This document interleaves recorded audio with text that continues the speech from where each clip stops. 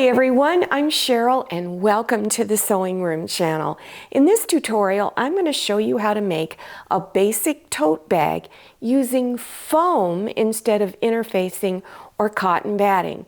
When you use foam, it's a very sturdy bag. It can pretty much stand up on its own. And this is about a medium-sized tote bag, but you can make it any size that you want. Now, if you want to use cotton fabric, I used decorator fabric on the outside and regular quilting fabric on the inside. This is a suggested layout to cut your fabric for the outside of the bag and your lining. So you want to have your fabric folded in half with the selvage edges together. And right in here is where you cut out your larger pieces for the front and back. Then over here, you're going to cut out that strip that's for the gusset. That is the piece that goes along the side and along the bottom of the bag. And then you move over and you cut out two strips for your straps. I purchased my foam off of the bolt, and it's 20 inches wide this way. So if that's the way you bought it, then here is a suggested layout for it. You're going to cut your really long pieces, your gusset and your straps, going the lengthwise of your foam. And then over here, you cut out your two larger pieces. To fuse your fabric on the foam, just follow package instructions. So here's how I did the straps. I took the foam strip and centered it on one edge of the fabric, and I had some fabric left over at the end, each end, and you should, and that's going to be folded over and pressed, and it's about 1/4 inch. Then you're going to take this other edge and fold it over 1/4 inch. So this is fused on, and the other three edges are pressed over. So now you're just going to fold this over like this, and then fold it over again, so that your fabric looks like this. So this side here comes almost over to this other edge, but not quite. So let me show you the other one that I've done.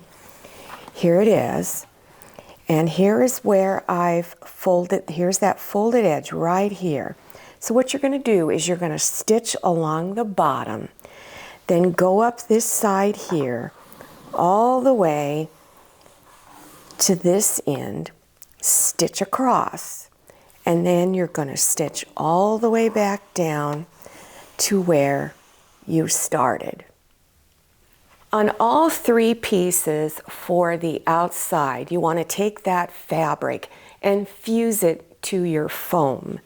Then on each piece that is for the front and back, so you have two of those, down in the lower corners, you're going to take something round. This is about a 4-inch diameter circle, and draw a line, and then do the same thing over on this side, right here.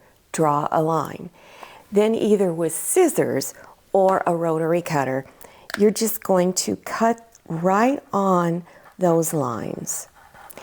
You're doing it again on both of your pieces for the outside of the bag, and you'll also do it on your lining pieces.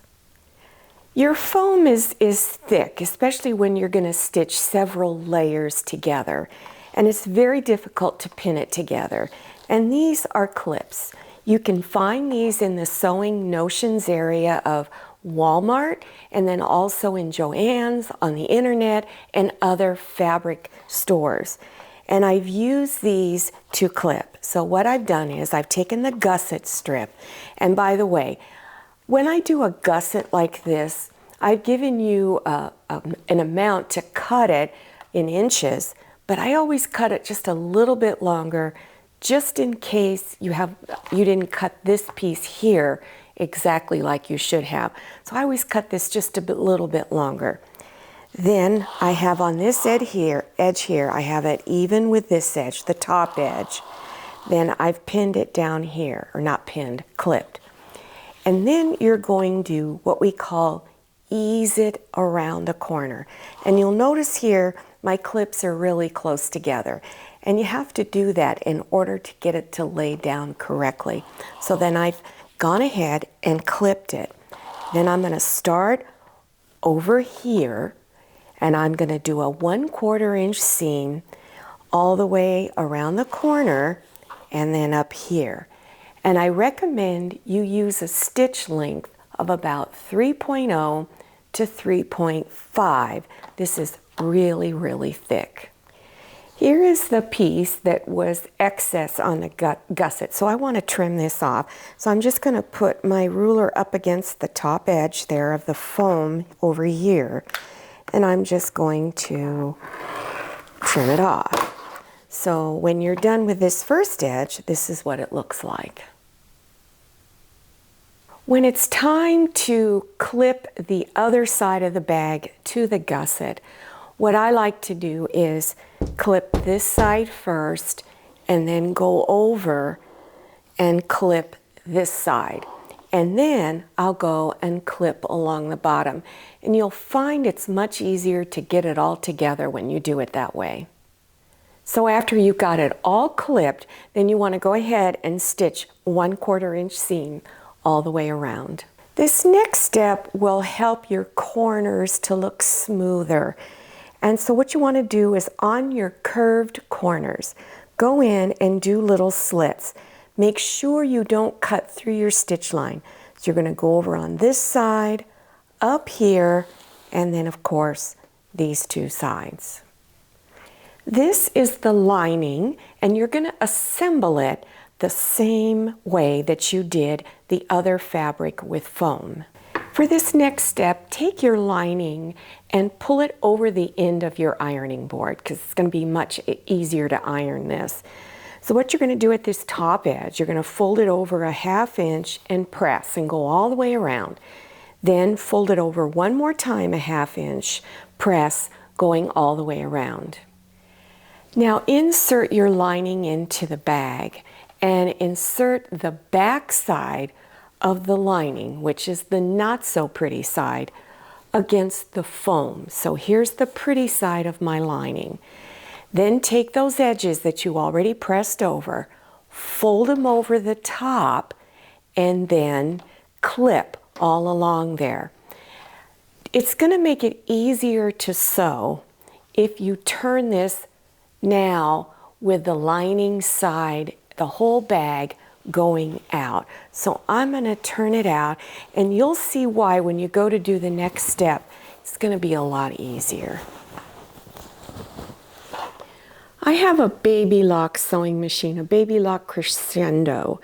So if you have a Baby Lock, you might have this presser foot that goes with your machine. But look in your stash of presser feet, no matter which brand you have, and look for a foot that has a little opening right here.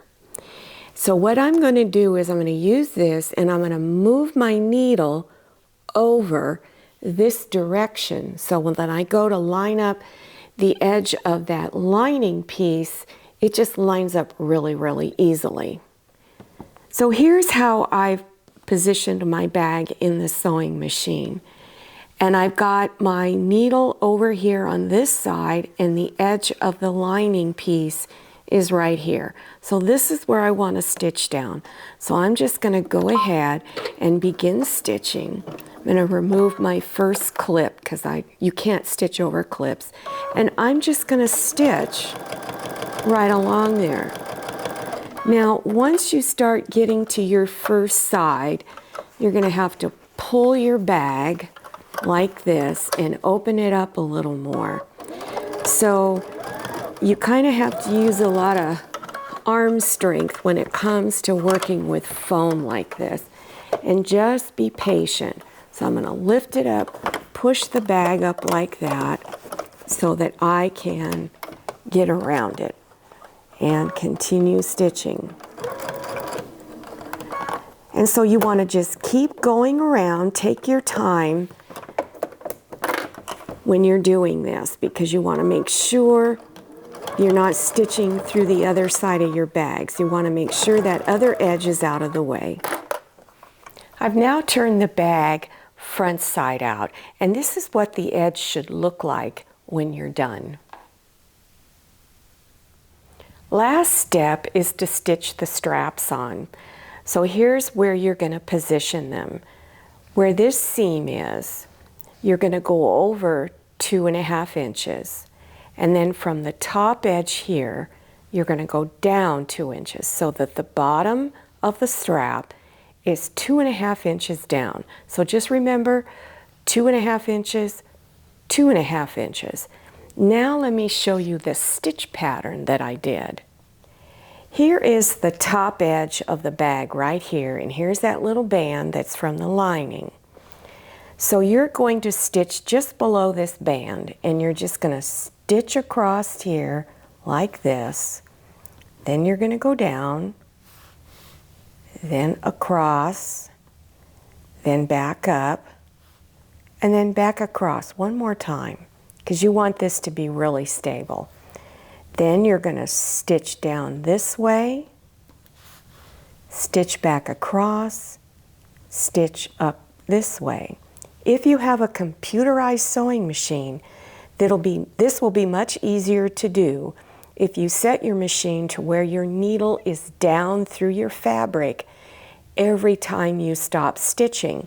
So then you can easily turn your bag so that you can do this stitch pattern. So this is what it looks like when the bag is all done. And here's the side, and then here's the other side. And then here's the bottom, so you can see what the bottom looks like. And then I'm going to flip it and show you the lining. Now your lining does not have pockets, but if you want pockets on the inside, I have a separate tutorial that only talks about how to put pockets on the inside of the bag. So you can custom make your pockets. They're not hard to make at all, but just remember this one thing. Your pockets are put on the lining before the bag is assembled. So don't try to do it after your bag is assembled.